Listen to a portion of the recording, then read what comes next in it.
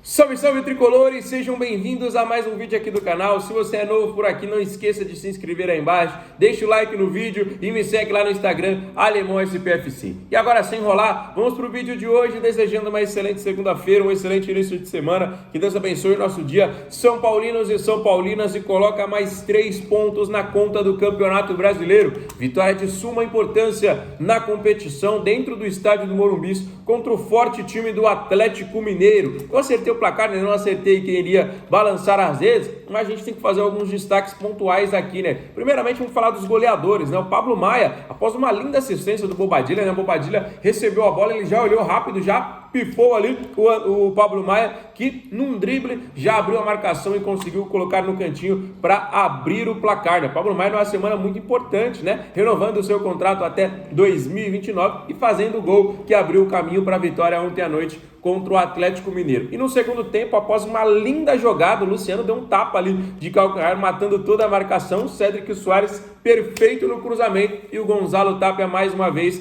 marcou com a camisa do São Paulo. 3 pontos importantes que colocam a gente no pelotão de cima da tabela. 8 jogos de invencibilidade. É um São Paulo que está crescendo muito. Faltam detalhes? A gente sabe que sim, que alguns ajustes vão sendo encontrados, ajustados aí no decorrer da temporada, mas é sempre muito importante sair com a vitória, sair sem levar gols, né? Realmente muito interessante isso também. É um São Paulo que está se fortalecendo muito, e a gente está, obviamente, sonhando demais com o título nessa temporada, o título da Copa Conmebol Libertadores. E aí, o que vocês acharam do jogo de ontem? Queria fazer alguns destaques individuais antes, né? Primeiramente ali para o goleiro Rafael, que colocou a baliza a 0 mais uma vez. A gente não pode deixar também de falar do Cédric, que está crescendo de rendimento desde aquele jogo contra o Internacional lá no Beira-Rio, que ele arrumou aquela confusão no final do jogo, esfriou a partida que o Inter estava buscando o empate. E ali, depois, é outro Cédric Soares.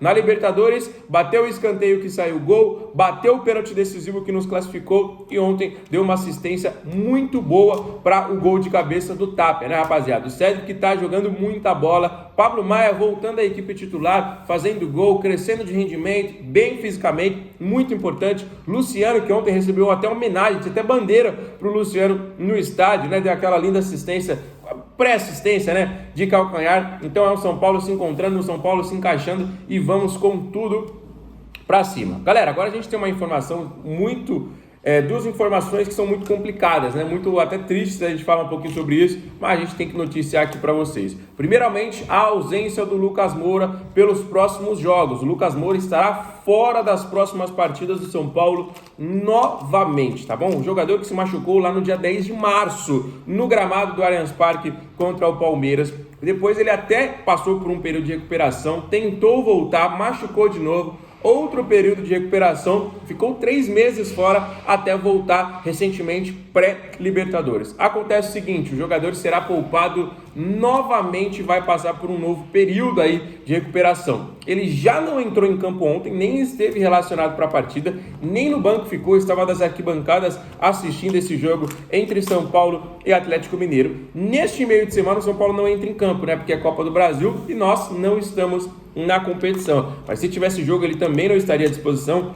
Próximo jogo do São Paulo, sábado contra a equipe do Cruzeiro pelo Campeonato Brasileiro. Lucas Moura também não estará à disposição. Vem data FIFA, né? Tem convocação hoje, a gente vai falar daqui a pouquinho sobre isso. Vem a data FIFA, o jogador segue o seu cronograma de recuperação, mas mesma coisa, se tivesse jogo ele também não estaria à disposição. Volta a data FIFA, o São Paulo encara o Botafogo pré-Libertadores. Esse é o cronograma para o Lucas Moura estar à disposição novamente. Ele só vem jogando aí, entrando nas partidas, né? Exceto contra o Sport, que ele balançou as redes.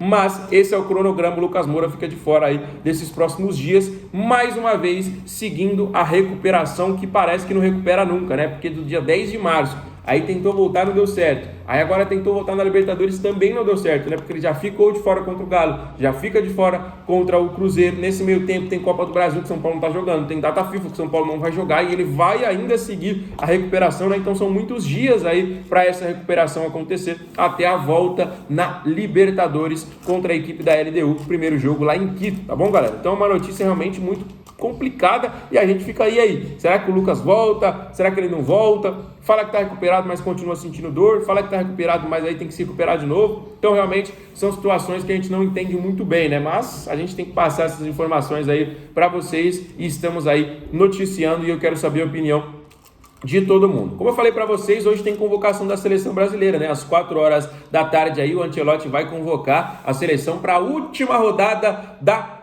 Copa eliminatória, né, para a Copa do Mundo, né? Esse ano em dezembro já teremos o sorteio e aí teremos os 2 últimos jogos e a expectativa, galera, tem uma expectativa do Marcos Antônio ser convocado, exatamente, existe essa possibilidade muito grande, inclusive, só tem um porém, ontem o Marcos Antônio saiu ainda no primeiro tempo sentindo dores em sua coxa e preocupa, galera, parece que o jogador iria ser convocado, mas com essa possibilidade aí de o jogador estar machucado, né? Não foram realizados ainda esses exames e aí o jogador poderia ficar de fora por conta da lesão, né? Então a gente faz tempo aí que não tinha um jogador na seleção brasileira, né? Os últimos foram o Rafael e também o Pablo Maia e agora o Marcos Antônio crescendo de rendimento seria convocado, mas teve esse probleminha aí em sua coxa. Vamos aguardar, né? Às 4 horas a gente vai estar ligado ali na televisão acompanhando o Ancelotti anunciando esses nomes, né? Mas vamos torcer aí pelo Marcos Antônio. Já tivemos aí o próprio Gonzalo Tapia que balançou as redes, convocado pela seleção chilena, que inclusive enfrenta o Brasil no Maracanã. Ferrarese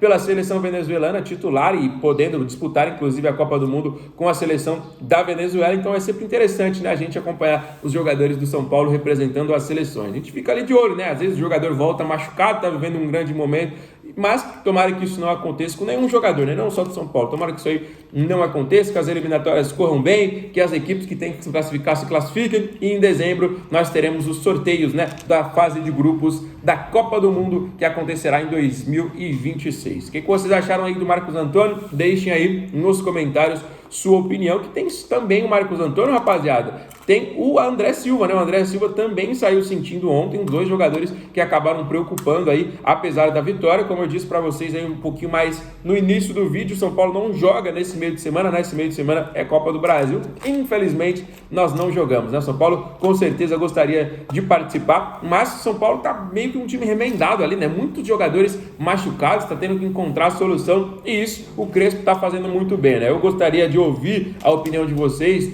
porque para mim o Crespo está fazendo um trabalho absurdo. Eu já cantava a bola que o Zubeldia tinha que ser demitido há muito tempo e toda vez que vocês falavam, alemão, vai demitir o Zubeldia, vai contratar quem? E com o Crespo livre no mercado. Mano, eu falava, olha o Crespo aí, o Vojvoda tá para cair do Fortaleza, né? Acabou assumindo o Santos. O Santos, inclusive, perdeu ontem para a equipe do Bahia. Mano, opção sempre tem. Você não pode achar que no futebol brasileiro vai para o exterior, vai para uma Série B, vai para um técnico que está na base. Opção sempre vai ter. Eu não sou favorável, eu sempre falo, não sou favorável ao treinador perder 2, 3 jogos, ficar um mês no cargo e ser mandado embora. Eu acho que a longevidade do trabalho é sempre uma das principais chaves para o sucesso.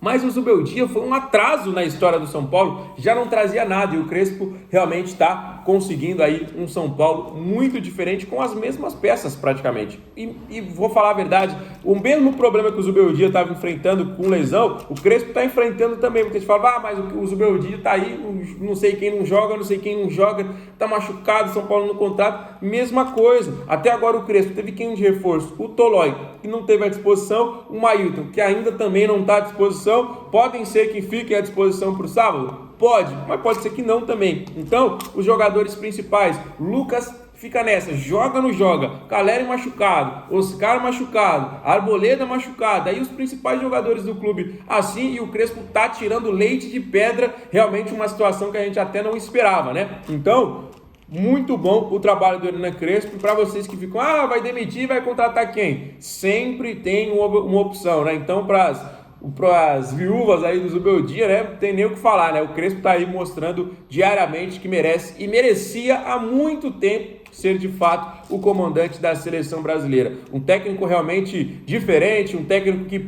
para mim vai escrever história novamente, porque ele já escreveu história na primeira passagem, foi injustamente mandado embora, sempre falei isso, mas agora chegou a hora de o Crespo escrever mais ainda o seu nome na história do Tricolor. Já pensou a 4ª estrela no nosso peito de Libertadores? A 4ª estrela no nosso peito de um Mundial? Aí sim, esses jogadores mereciam todos ter uma estátua. Fechou, rapaziada? O vídeo está se encerrando, mas não esquece, dá aquela moral pra gente, deixa o like, deixa os comentários sobre os assuntos que a gente falou. Fiquem com Deus, um grande abraço, valeu!